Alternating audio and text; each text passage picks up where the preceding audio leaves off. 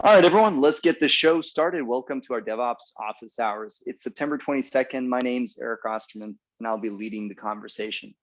I'm the founder and CEO of Cloud Posse. We're a DevOps accelerator, and that means that we help companies own their infrastructure in record time by building it together with your team and showing them the ropes. So if that sounds interesting, head over to cloudposse.com/quiz to get started. For those of you new to the call, the format's very informal. My goal is to get your questions answered. So feel free to unmute yourself at any time if you want to jump in and participate. If you're tuning in from our podcast or YouTube channel, you can register for these live and interactive sessions by going to cloudposse.com/office-hours. Again, that's cloudposse.com/office-hours. We host these calls every week. Our call today is recorded. We'll automatically post a recording of this session to our YouTube channel. So if you enjoy the content and want to support it, please hit those like and subscribe buttons. So with that said, let's get started with some announcements. So one of the interesting announcement or updates on an announcement that came out, I guess, end of last year at reInvent, I think, was Amazon has yet another like DevOps tool called AWS Proton. And the funny thing is, they made that announcement, and the very first issue, suitingly enough, is, hey, where's the Terraform support? So Rafa, Valina, thank you for posting that. And it's been pretty much crickets on that since last December, except for this week, or 6 days ago, rather. There is an update that they're actively working on this right now. So I guess the guy who opened the issue is actually one of the guys at Amazon maybe working on it. So that's exciting. I don't know how this fits into the grander scheme of things. This would compete against things like Terraform Cloud, Scalar, Spacelift, M0, and Atlantis to a lesser degree. So has anybody kicked the tires on AWS Proton in any capacity for anything yet? All right, that makes two of us. All right, the other announcement was Amazon has come out publishing a number of resources targeting startups as a demographic. Which is nice. I mean, that AWS would be recognizing this as a group. Obviously, Cloud Posse is predominantly focused on advising and consulting with later stage startups, not early stage startups. And I don't see this as competition for us. I mean, really what they're targeting are the very early stage startups who are not even sure where to begin. They need some CloudFormation templates to get their quick starts up and running, and probably using AWS Control Tower and things like that. So if you're a startup and you need some guidance, don't know where to begin, Terraform feels overwhelming, who knows? This could be something for you to check out. All right, next announcement is Amazon adding ECR support for replication of individual repositories to other regions. Now, I think this is interesting because I wonder if this is, I wonder if this is because of Docker support for Lambdas, and that those Lambdas can only pull Docker images from the same account. And if instead of supporting cross-account Docker pulls, they're just saying, hey, our convention or recommendation is to replicate the Docker images themselves.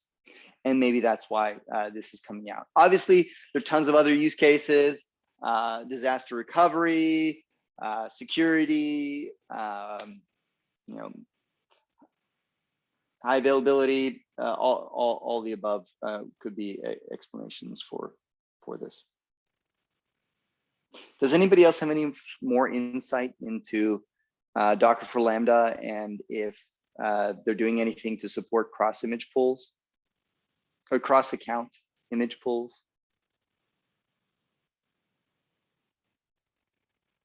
All right.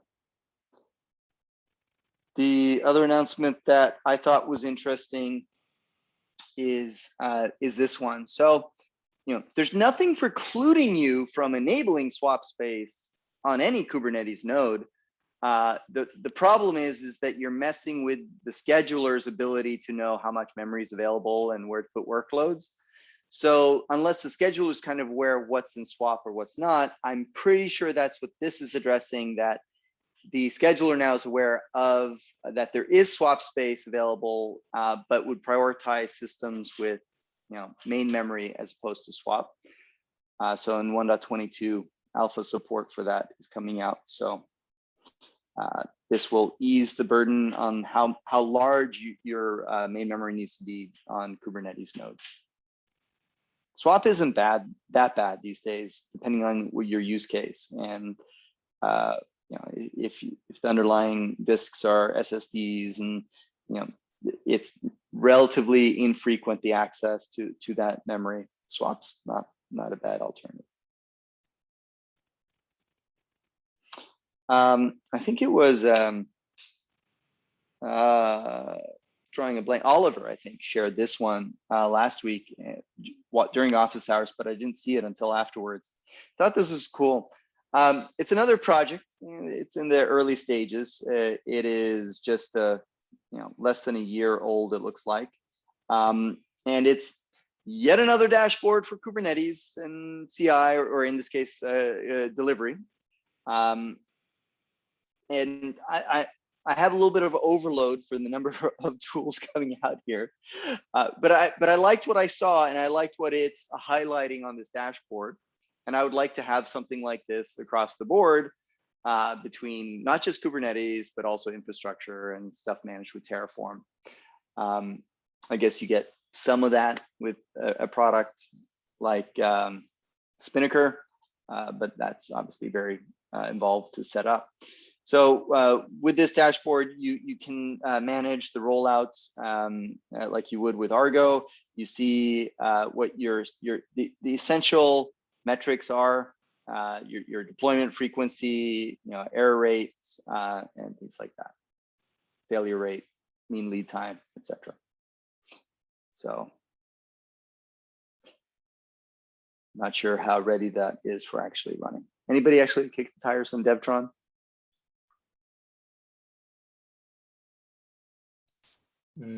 I have not tried DevTron myself, but I recently discovered probably like 5 different tools in similar fields where application delivery on Kubernetes. And one of the most recent one, which I used to read like documentation and try to understand what is what, was Covery. So what Covery does is, to my understanding, is similar to this one. But I don't know if— Are you posting it in office hours? No, I'm not posting it here. It's QO Covery. It's like this. I posted in Slack. No, not in, yeah, where we are in Zoom chat. Okay, yes. okay. So in Zoom, I wrote Covery, but my main question is it somehow comparable to this one? Because this is like self-service platform, Covery. Was it open? Is Covery also open source? Yeah, it is. Well, okay. I don't know. Something is open source, something is closed source. Yeah. So it's deploy your apps on any cloud provides in just a few seconds. I'm not completely sure that this is the same, but they do similar things. So it's like Heroku style of deploying applications, and you can see how things are deployed. I don't know if it's similar. But I don't think, like, I wouldn't liken what we're seeing. I guess there are definitely elements to DevTron, to Heroku. I didn't actually put it personally in the same category as Heroku. I think that this is like, DevTron is more about the visualization of the rollouts, but you bring your own resources. Yeah, right. This might, from dashboard point of view, it's pretty good. It looks pretty nice. Status. Okay. All right. Back to announcements. So yeah, those were my announcements. Over to you, Anton. Anything? You said you had some interesting topics. Oh well, let's see if were there any Any questions? Cole Lawrence is asking, is there any open source standard for Jaeger-like remote tracing? OpenTrace? I meant remote sampling, sorry. Okay. I don't know. There was something interesting I saw this week, which was related to this, which was a very lightweight Sentry-like alternative for capturing or sampling errors and just sending them straight into your database. And then instead of investing in building a UI, they say, hey, just use Metabase. And that kind of resonated with me because we use Metabase. Or use whatever you use to report on data in your database, just that. Let's see if I can dig that one up. Yeah, I find the Jaeger's remote sampling really interesting because they can do like a sort of a sidecar type of thing where you don't have to, you can like say a configuration and it'll just drop like trace spans as soon as possible, it feels like, rather than it being sort of like we send all the traces to some collector and the collector drops them. It's like there's like this little, I guess, pod that's next door and will immediately drop based on like a sampling rate that you can set limits on and rate limit like right inside the same pod. Yeah, error push is what I was thinking of. Yeah, I don't have any answer to that one, unfortunately. Huh. Interesting. No, I see some people are getting an error registration closed for office hours. I'm sorry, we'll have to fix that.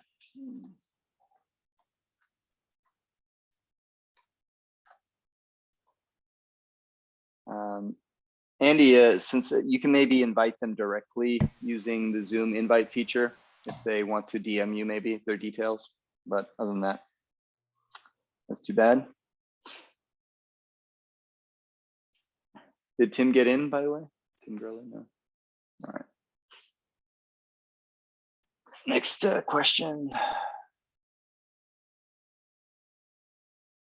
Huh. Got the same with the email invitation link. Darn. All right. Always something we got to fix here. All right, Anton, over to you. Any interesting updates? Sorry, I'm muted and I'm speaking so easily. Well, yeah, so I have a few things which I want to kind of maybe get some attention or even get some feedback, which I know you guys definitely have. So Atlantis is very well beaten horse already in many different occasions. Yes. I discovered quite few articles where people use Atlantis and they use a variety of different functionality available there. It's not like it was 3 years ago where we used to hack things around just to get it somehow working with Terraform, for example. So people use conf test there. And one of my questions there is people who are using conf test can write policies in Rego and they will work across, they will work against structured data like this is how they were designed. What if I want to have, let's say, HCL file or Terraform file where I write using all possible logic in, or not logic, all possible features of Terraform. From what I understand, conf test will not be able to help if your, let's say, value which you want to compare is not evaluated properly. Is it right? So when we say, let's say, I want to create instance, and when I provide like subnet ID should be fetched. It's not static value. It's module.vpc. Something. So yeah, I don't think conf test will be able to validate that that's a valid subnet ID, but I'm not sure if that's what you're asking. Yeah, exactly. I'm asking that because I see very little understanding on very little information where people say like, oh, we understand this limitation because developers write crazy code where the value is not actually already resolved. It's using the full feature of Terraform, where we use element, lookups, outputs, whatever else. But writing conf test policies is not possible against that. So there my question there is a people, solution, but not for conf test. I need to look it up. I'll do that on the side. We had them on office hours as a guest speaker, and I'm just drawing a blank on what it was. But they actually do runtime validation that those things exist and would error if you tried to use something that didn't. And it works by integrating into your CI pipeline or in a custom workflow within Atlantis. Yeah, so this is exactly what I'm wondering, because many people think that, oh, there is conf test which support HCL, so I need to use conf test. Well, but your data is not structured in any way. I mean, your data will most likely be known and will be absolutely computed only when you run Terraform apply. Then Terraform will be able to understand all this logic and will tell you that subnet ID is this value, for example. Yeah. So you want to basically, yeah, I don't know how to, after the plan phase, but then also have some intelligence on the data in there to validate the data itself. Yes. And yeah, I don't think it's operating at that level. So CloudRail by Indeni, is what I was thinking of. And I believe CloudRail does that. Yeah. And you've seen the demo on that one? Well, and I did the demo as well. So okay. Yeah, CloudRail does something like that. So CloudRail will actually execute Terraform plan and they will evaluate Terraform plan. But again, plan will not contain the final information. Final information will only be available after we ask Terraform, and Terraform actually create these resources or tell something is not available, or like there are a lot of situations when you will need this last mile by running Terraform apply. Yeah. So my pretty much like 2 or 3 hours of Googling were unsuccessful because I couldn't find any answer or like how people solve this problem.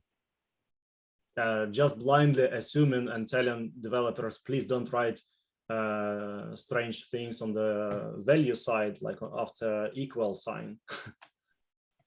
Yeah. Probably it doesn't work.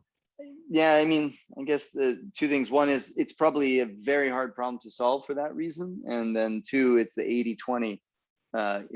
You're gonna get 20% marginal better outcome for 80% more effort to implement it. While instead you can just apply it in a sane dev environment, identify that is a problem and move forward. Yes. And yeah, that doesn't catch every case. There's still cases it doesn't work, but catches exactly 80% of them. That's exactly where I'm pushing this. So yeah. Yes, you need to apply, you need to do real thing, real evaluation, and then you will be able to tell that, okay, this code failed with 100% certainty. Yeah. Or miscoded. I can say for sure this is why the all of the assertion helpers that exist within TerraTest exist. Because that's when I was at Gruntwork, that's actually how we did all of our like assertion testing on that stuff. We'd actually spin up infrastructure and then go and run and validate that, you know, if you expected that you could SSH to something, you could actually SSH to it, and then that certain things were running or certain subnets existed or certain, you know, whatever. There's a million different assertions in there, but I don't know of a better way other than standing up the infrastructure and then validating what you expected to be there is actually there. Like, but it is definitely a lot of work. And as you refactor those things and move through it, you definitely get, those are the most brittle tests that I've I've come across for sure is validating that all that stuff exists. But and it's definitely a lot of effort to make it work. Yeah, I completely agree that this is the reason why you guys created helpers. But when I looked at TerraTest, well, I look at it by occasion many times, but I never can convince anyone, especially in open source, to contribute anything written in Go, Yeah. which I can actually Yeah. maintain quite happily. That's why the way I look into this is that we need to come up with a library which is implementing this kind of high level assertion, but in much simpler way, using, for example, regular or open policy agent in general. And that's where that's the direction where I'm pushing some projects which I'm involved into, because I still believe that writing Go is probably the easiest, like low level thing which you can do, because, well, you need to do this probably once for your internal project, especially if you use Go already or you have a bunch of developers. It will be quite natural for them to just, hey, we just continue write our code using this tool, no problem. But in open source, I find it slightly different. Like, no, it's not always the same, but the approach and the solution which I believe into is that the tool itself has to tell what kind of auto-discovered assertion it identifies. Imagine that you have thousands of possible things which you want to make sure that they don't break. I don't want to write this assertion myself. I want my test fixtures to be executed.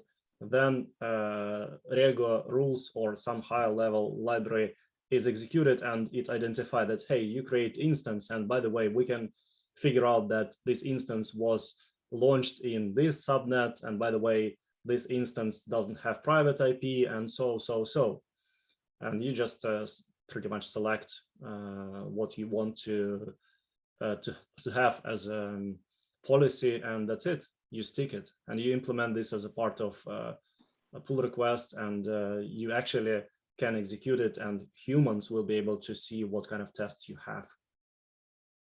So Well, I feel like Rego reads pretty well, but I feel like it's not the easiest necessarily to get up and running with either. Exactly. Yeah. So that's where the library and approach which you guys implemented in TerraGrant or in TerraTest is exactly what I'm thinking, like combination of behavior-driven development type of language, which is, well, given when, then, whatever, and flexibility of library beneath, because library beneath will have to be low level, and it has to be rather complicated to read and to operate. But on the highest level, it's quite straightforward rule. I mean, you can write any rule as a predefined block. Yeah, I mean, I really identify with what you're saying, though, about like the burden of asking contributors to update your TerraTest. Is kind of like somebody subscribing for introduction to basic algebra, and then you need to write your tests in calculus. But dude, you're just you're only doing a class on basic algebra. How are you going to write your tests in calculus? So yeah, and testing in general is quite interesting challenge, because more and more people are into Terraform, and more like variety of developers we have to satisfy.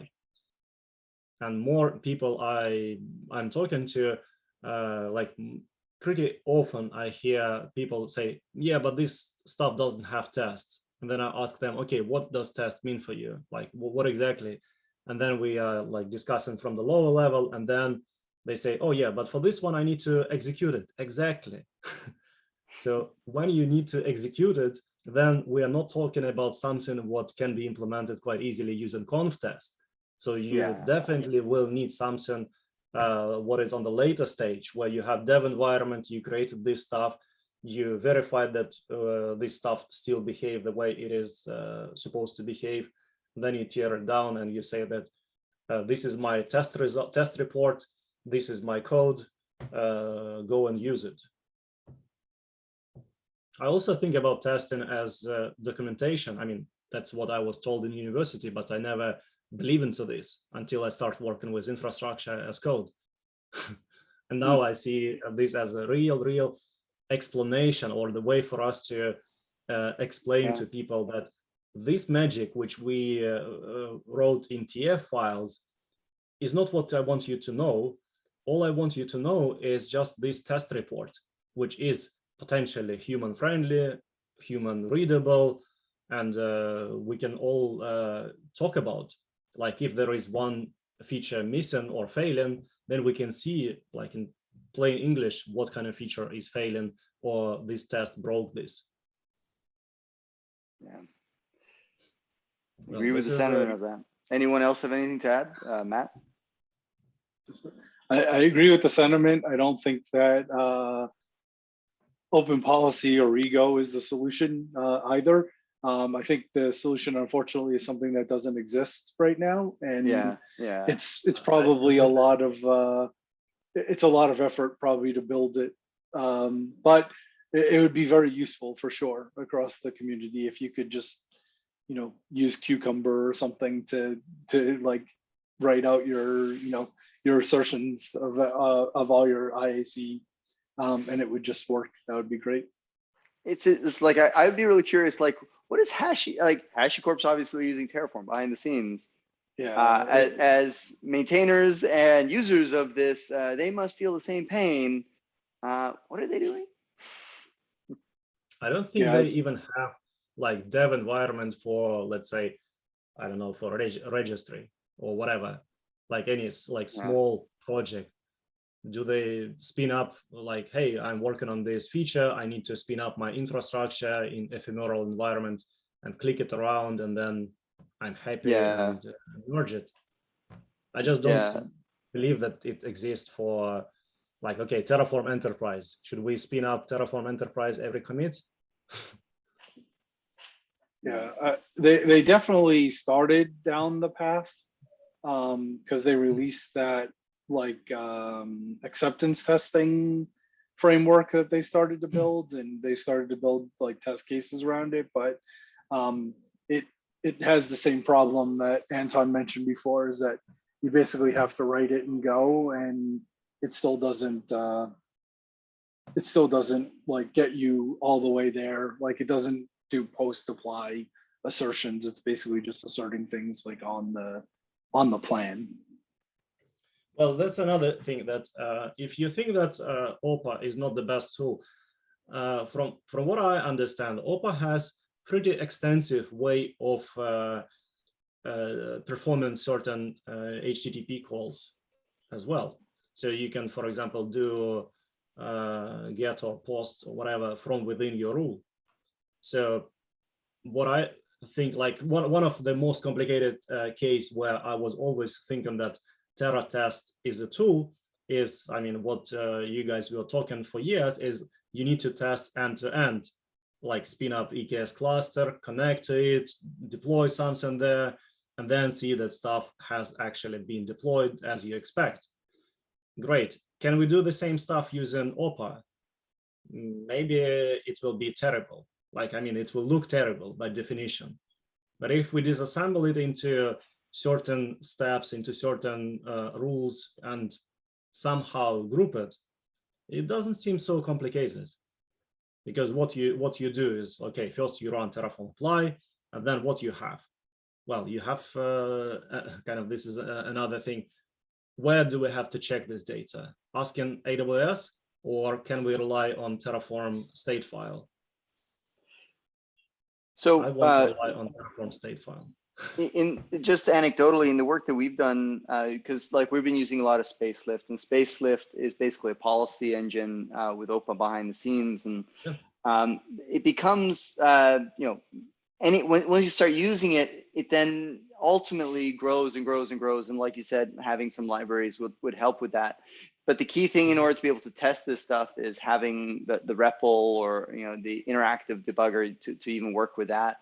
So and then knowing what the data is and having it available to develop against it, I think we're just back to square one. Like I think the Terra test makes a lot of sense then as just a simple Go DSL around how to write tests for. Oh, but Terraform. this is too simple. Come on, this is too simple. It'd be interesting. It'd be interesting to throw some sort of BDD framework on top of Terra test to get to get what you wanted there. Right, that makes sense. Yeah. Interesting. Well, And I can build, tell you for sure and that- build common assertions like in real language, that kind of thing. Yeah, I can tell you for sure that there are at least two people and me who are looking like from different angles on making this as an alternative way to Terra test to do pretty much what I always wanted for Terraform AWS modules.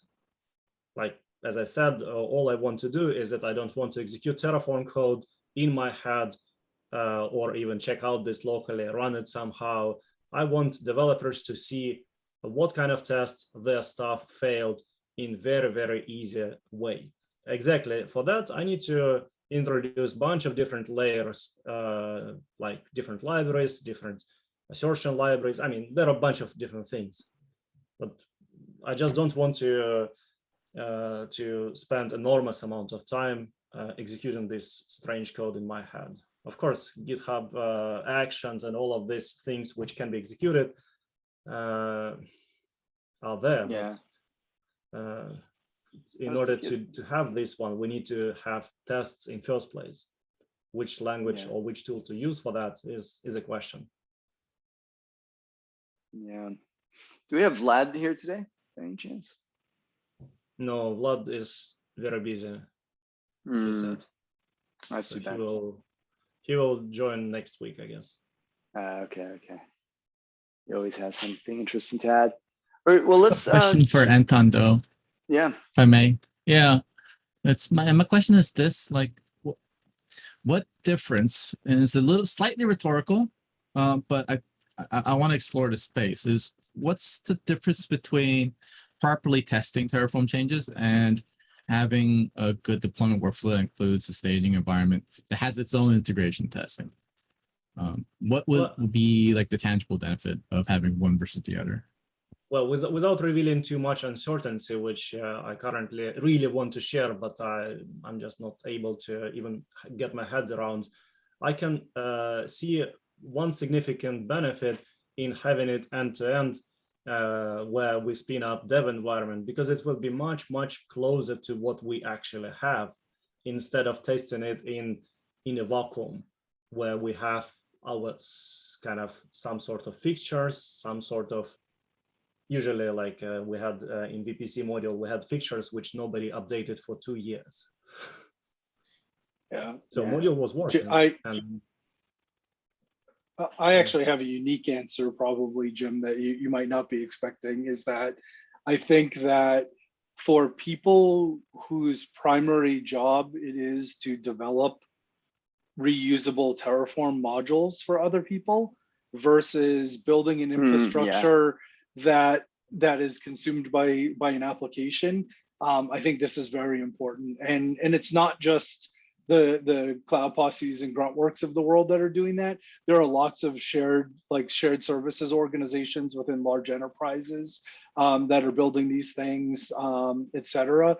And when the product itself is the infrastructure as code, like actually being able to test that with all the knobs and switches that you can turn on and off, and make sure that all the different variations that you expect to work properly together do work properly together, that would actually be a game changer for people like us if we could do that, without spending twice as much time as we spend writing code on writing tests, or whatever it is, that kind of thing.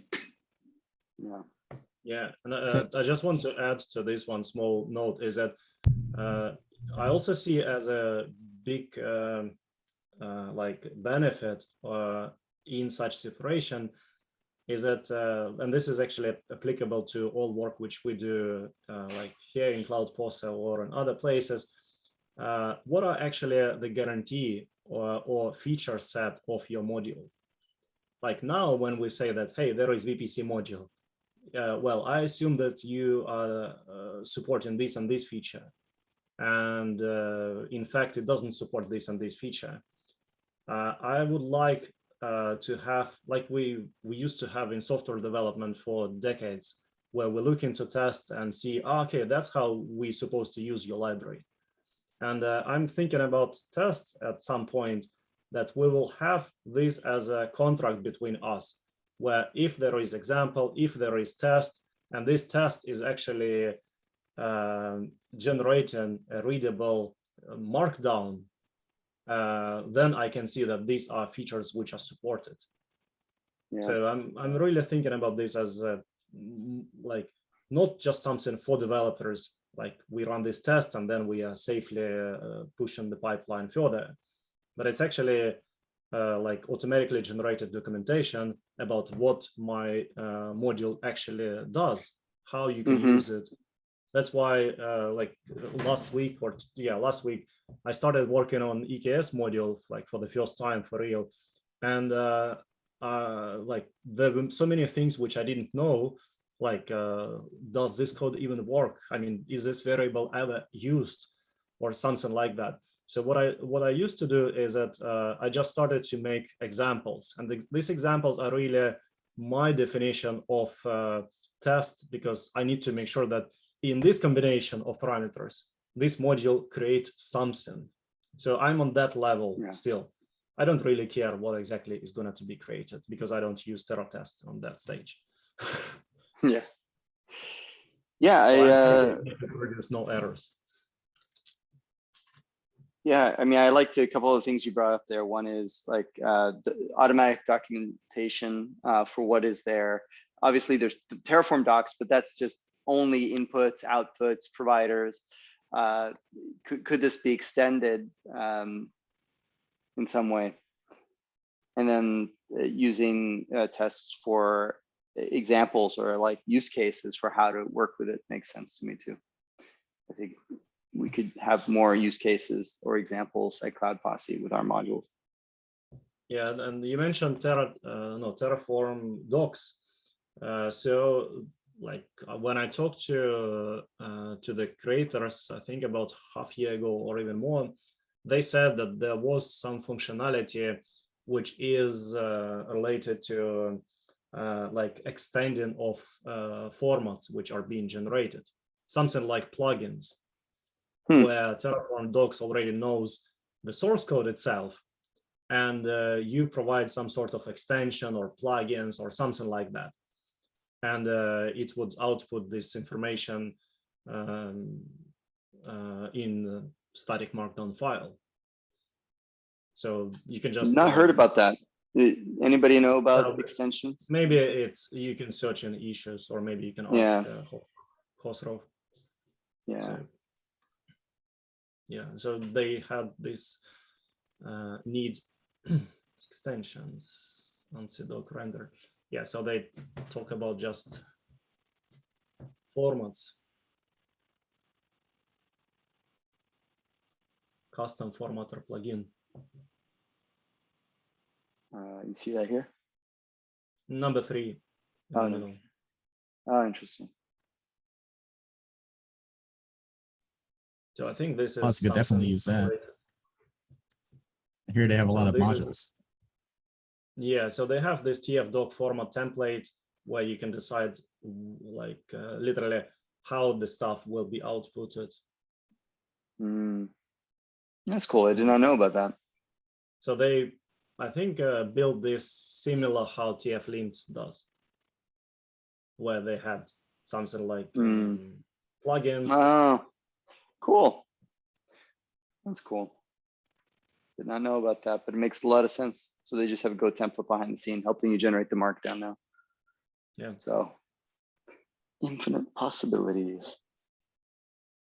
All right, just want to take a break on that for a second. See, are there any other questions on any other topic people have you'd like to get answered today? I found some questions and posted it in the talking point slider. Oh, I didn't see. Thank you. All right, let's see here. So we covered this one. How do I evaluate open tracing protocols and their feature sets? I don't know if we specifically talked about that. I don't have anything to add to that. Not my subject of area of expertise. Oops. Anybody else? Anything to considerations when evaluating open tracing protocols? All right. Anybody used Dex, which is a open source IDP? I believe it started at CoreOS back in the day. I'm actually curious what's come of Dex. Is it its own organization yet, or has it moved into as part of CNCF? Okay. Yeah, I haven't. I guess it's a little bit in the category of Keycloak if you're using that.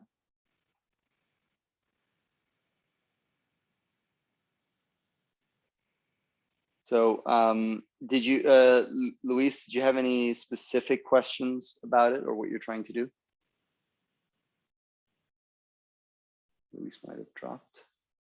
Let's see him here. He was on earlier. All right. And any Terraform provisioners useful as post-apply hook points? How I'm not sure how that would work. So hooks that would execute post-apply and somehow related to a Terraform provisioner. Seems like this was in relation to the idea of how do we get tests to apply what Anton was talking about. Okay. Where in the life cycle of Terraform apply would you be able to start doing integration tests? And Oh, that's interesting. So you're suggesting maybe using like a local exec to kick off your tests, and then if they failed, the entire like apply would actually fail? it can't necessarily fail the apply, but Yeah, but I mean, yeah, it would, the command would error basically at that point. you could have it fire a webhook, and that webhook, builds a report, like the test report, like Anton was talking about. Right. This is the current state of the environment that has been. I don't really understand why would you want to connect your infrastructure configuration files, which are potentially going to be deployed as is, with something related to tests. So I'm looking at this more like, hey, you run Terraform apply, and then you wait, and then you run your test suite. Yeah, so there is I no think need this is for you to sorry. No, I think there is absolutely no need to connect these two entities because testing is optional. Yeah. If you don't want to run test suite, fine, you can go to your, let's say, endpoint or do whatever you want, like manually. If you want to get a test executed, you run test suite using any of potentially any of the tools. If you want to generate a report, well, you probably use something else for that. Yeah, But my would suggestion recommend to use anything related to Terraform, which is not ending up in TF state. I find this as an anti-pattern for quite some time. No need to use local exec other than sleep 5. Well, we could debate the last point, but the point that I would definitely agree about would be that this seems more like a CICD pattern than it does like your module. I think like having the tests external and then having like a CI pipeline that runs your tests as part of that and then creates the report that you're talking about and sends it somewhere is a much better pattern than trying to build that into your Terraform code itself. Unless it was like built in, like unless somehow the Terraform binary itself supported that would be a whole different story in my opinion. But yeah, doing it with a local exec probably isn't the best approach. At least that's the way I view it. Yeah. So why don't you like sleep 5 in local exec? I don't understand. No, I was sleep 5 is fine, but I'm saying I can come up with lots of lots of use cases that you have to use local exec, and there's like, even if something doesn't end up in Terraform state, particularly in some weird like compliance things and other places that you have to do stuff. But I would say only use it as a last resort. I think we can agree on that part at least. Yeah. Well, and actually, even more, I think there is a shell provider, which, well, I used it like 1 year ago for some small things, and I find it pretty native replacement for local exec. Like it handles the whole CRUD operation. Yeah, better related to lifecycle shell. integration. Yeah, which is Terraform shell by Scott. Yeah. So shell, yeah.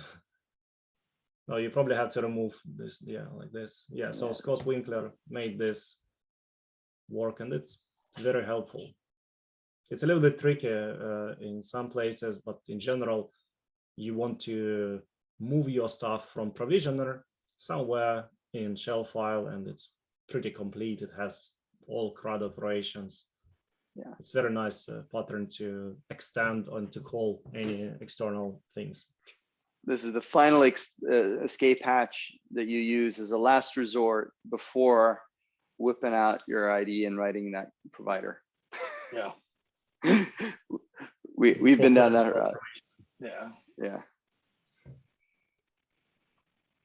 And even that isn't the easiest thing always because of the wacky Terraform lifecycle. And one thing always irks me still when you have these, and there's inevitably a whole bunch of other dependencies that those scripts need or depend on. And how is that managed? And okay, so then and run this on Windows. Yeah, exactly. So yeah. So then we'll bundle it with Ansible to install that. Oh wait, what installed Ansible? All right, so then we have local exec install Ansible, and we have Ansible. No, I'm joking. I'll shut up. All right, we got another 9 minutes or so on the clock here. Any other interesting questions? I think we got through the list there that Andy curated. Thanks, Andy.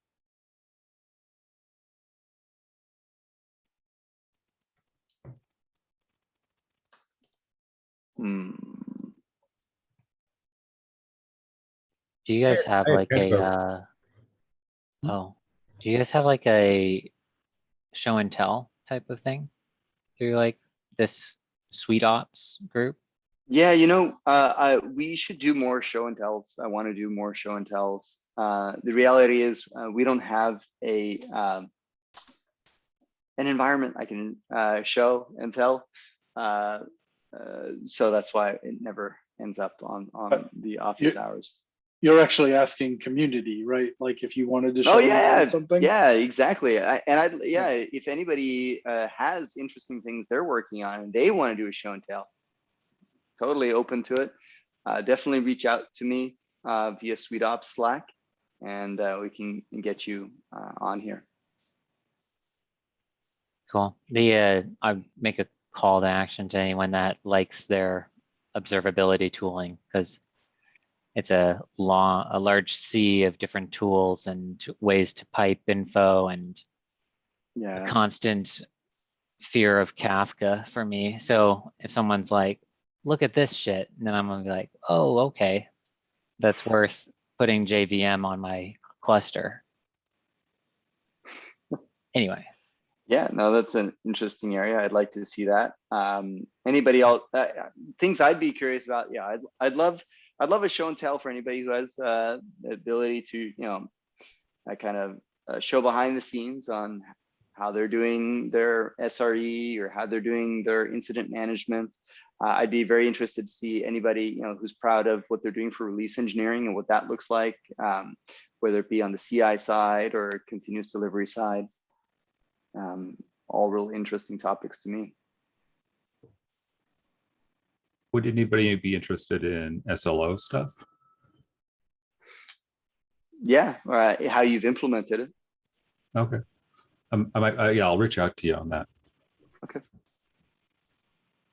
I know back in the day, I was really excited about one thing, the SLO operator for Kubernetes. For Kubernetes, which worked with Prometheus, so you could use a query to find those. Yeah, full disclosure, I work for a company that does SLOs, kind of as a okay. service. And so, which I think is pretty cool. Yeah, the But key yeah. thing is we always want to keep things on the technical side, and especially you know, things that have a strong community focus, or you know, probably some open source component. Okay, yeah. On the other side of that, we open source the spec, so that's something I'm doing too. This Open SLO. Open SLO, interesting. Which was. Go ahead. I was going to say, I think Sloth also uses it. Very cool. Yeah, I wasn't. Yeah, go ahead. I'm super interested in everything developer experience. So like that feeling of, you know, it could be your service that you're demoing, but I'm going to get ideas of how I could work other Lego pieces in the ecosystem together to mimic the value that you're getting. That's what I'm having most trouble with like each tool feels like it's really hyper specific to like, there's this one use case. And then I'm like, okay, I don't want like 9 tools because they each demo one thing really well, but I do want to know what all those values are in a way, rather than just being like, oh, this one's good for that and this is good for that. That's interesting.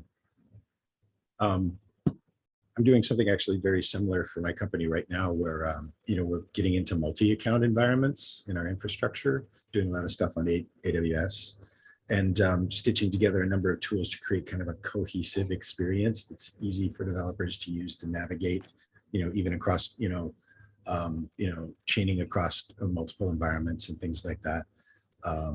And combining that with, like, you know, easy tools for tab completing SSM connections to various hosts, and just things to make an integrated experience easy. Definitely something I'm interested in. If you're doing similar things, I'd love to know. Cool. What are some of the tools you're using, Mark, that you've come across or incorporating? AWS Zoom is probably my favorite on the, you know, get roles and do stuff with them side.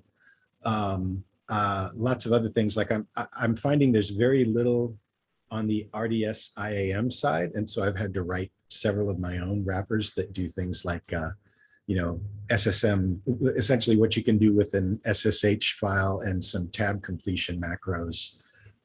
You know, if you auto build your file to include all of your servers, and then you can just tab complete to get to any server that you have access to using SSM. That's really useful. I had to create one like that for RDS IAM. And I ended up just sort of creating actually a big bucket called bin tools, which is just all of these little tools and how they stitch together, to make like a number of use cases easy for some of the developers that I'm working with. You know, like, you know, tab complete, go to a host, or tab complete all of the clusters you have access to. You can get to any one of them, you know, with a single command. You know, like that sort of thing is really easy when you stitch it together with, you know, like fully automated SSO based and federated with Okta, you know, sort of environments. So you're, you know, you're flipping really quickly, doing the SSO automation and then flipping back to the database. That sounds really similar to what we have been tackling for the last 5-6 years with Geodesic. This is, are you familiar with it, by the way? Yeah, I'm a huge fan. Okay. I love. Oh, okay, awesome. Yeah. So I'm there's encouraging all of my developers to basically, you know, add this Docker file everywhere they can. Okay, and the tab completion is a big part of that, and trying to get the things more integrated. So then you're also familiar probably with Cloud Posse's packages repo. Yeah, so this has been another big revelation for me and a lot of the people on my team, is they've stopped writing Terraform code on their own and started using, you know, kind of judicious choosing of boilerplate from various sources, Cloud Posse being one of the major ones. Yeah. Well, in Cloud Posse packages, though, this is slightly different than the Terraform side of things. Packages, I literally mean like tools, like you brought up, Assume or AW Zoom, however you say it. We don't distribute that one, but here's kind of our curated list of tools that we like. And we distribute these as RPMs, Alpine packages, Debian packages, Yeah. as well. Yeah, It's just, there were a few that I found really useful on this list and really hard to find anyplace else. Vendir was one of them. You know, the ability to make your own yeah, file was huge for us. You know, Variant in general, I think, is a great tool for writing wrappers. The other thing that kind of I started to look at was the spacelift sort of ecosystem. yeah. I find that really enormously valuable, and I'm about to build a spacelift cluster here in the next few days. So I think I'm going to get major use out of some of those pieces. I was actually curious about Assume Role because it kind of looks like something that Coinbase produced and open source, but There's so many of these, and this might not be the best one anymore. We were using this a long time ago and less so these days. Let's see, this one here is, I forget, this is by Remind 101 is the vendor. okay. I don't think it's necessarily maintained that much anymore. And it's very primitive. We just needed something programmatically to make it very easy to assume roles when we had this. And it was less about the developer experience and more about the scripting experience for doing it. That makes sense. I love the one that's currently integrated into Geodesic because it gives you a little window of time, you know, like it shows you the amount of time that you have, Right. you know, whatever that turns out to be pretty valuable for various reasons. You know, like when it starts to go yellow in Flash, then you know that you've got something that you need to do in terms of relogging, and you know it removes the need for you to do a lot of work under the hood automating that process if you just have a visual cue for somebody. I think that is the goal behind that. Also, you've seen our pitch, like that we've to reduce the likelihood that you need to relog in. We've been recommending Leap now a lot, and it handles the automatic token refreshes. I love Leap, but they're kind of in this process now of re-architecting everything. The model of you know how like a ECS credential manager works, where you've got a manager under the hood that's doing a lot of the a lot of the maintaining of state for you, and it's doing it independently. I think that turns out to be a really fabulous model, and I'm glad that they're sort of shifting towards it. The group that does that really well is Console Me. Console Me is this really wonderful kind of behind the scenes mimic of an ECS cluster server or an ECS credential server. And right. The only thing I did see this. I haven't looked at it actually after I saw it, but yeah. So you kicked the tires on it? Yeah, so it's a really wonderful idea. The only thing that it's missing, you know, like I would have adopted it immediately, except that it requires that you authenticate with a service that you have to build on the back end in order to, you know, be a full-fledged credential manager. But otherwise, it's fantastic. I think that ultimately I'll probably adopt it because even with the back end service, because the back end service, it does a really good job of analyzing the state of your existing policy environment and telling you when a particular request that's coming in is an extension to your existing policies or whether it's already subsumed by the policies. And it'll auto approve anything that's already subsumed by your existing policy logic, which is, I think, a pretty big labor saver. And it also has a really great interface for. Is anybody using Console Me by Netflix? Just curious. No. They did a presentation at last year's event, AWS event, and I think like we've got a POC running. I'm liking it enough to where we'll probably implement it within the next 6 months, like maybe sometime early next year.